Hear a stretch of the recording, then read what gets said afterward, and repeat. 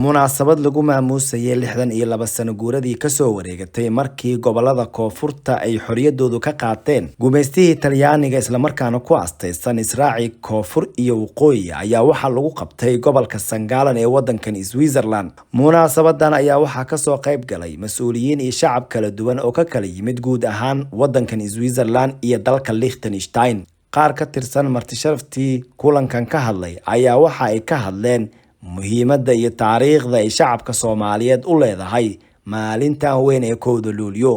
sida sharafta leh uga soo qayb gasheen caawa xafladan oo 62 jirsatay ummadda Soomaaliyeed sharafta u ah inay ku qabato wadankooda aan ahayn. ilaahay waxaan idinkaga mahadcelinayaa oo macnaha idinkaga baryayaa inuu wax farxad la idin siiyo guul idin siiyo Soomaali ha noolaato ha israacdo. waxaan kale u mahadcelinayaa dhammaan fanaaniintii ka soo qayb gashay meesha. waxaan u mahadcelinayaa telefishinka qaranka oo mar walba na garab taagan. haddaan ay dadka jaaliyadaha Swiss-ka degan waxaan leenahay waa mahadsan tahay. waxaan u hambalyo ummadda Soomaaliyeed meel walba ay joogaan hambalyo sanad guurada 62 ka soo wareegtay maalintii qaadanay xornimada. waa maalin ugu weyn, waa maalin qiimo badan.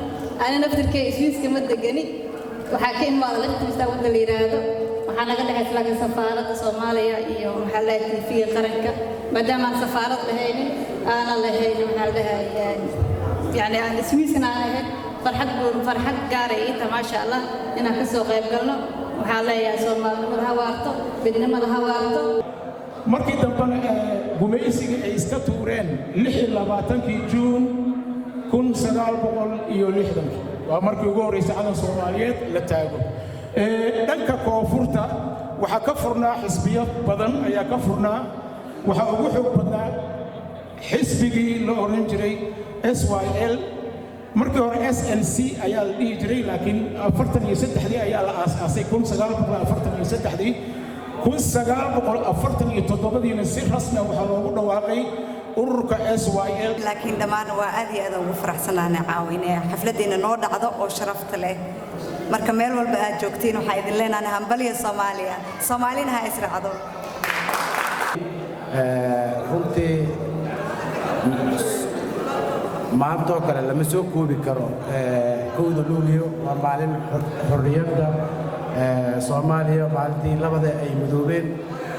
aad iyo aad u soo dhaweeyna sida quruxda badan oo uga soo qayb gasheen dadka juhdiga geliyay oo maaragtay waqtiga ku bixiyay iyo maaragtay maskaxdana waxaan leeyahay mahadsantiin dhamaantiin.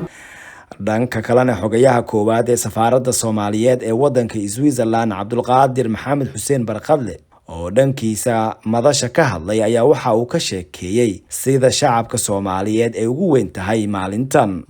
waxaa halkaan salaan idinkaga wada ambassador Ebian Maxamed Saalax oo aad u jecleed inay nagala soo qayb gasho kulankan aad u quruxda badan. waan ka xumahay dalka ma joogto waxay jirtaa Vienna oo ay u aaday in ay safaarad kale xaggaas laga furi doono ay soo furto. caawa habeen taariikh ah oo ku beegan tahay sanad guuradii 62. waxaan ummadda Soomaaliyeed meel kasta joogto ugu hambalyeynaya isaguna hambalyeynayna midowgii labada gobol ee waqooyi iyo koonfur. waad dareemi kartiin dadkii xilligaasi joogay farxadday dareemi kareen.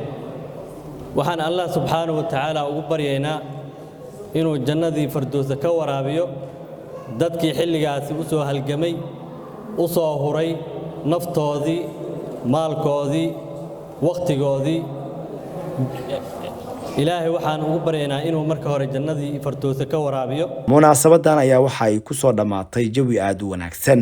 Cabdiqani Cali Dalmar, warbaahinta qaranka, gobolka Sangaalan, wadanka Switzerland.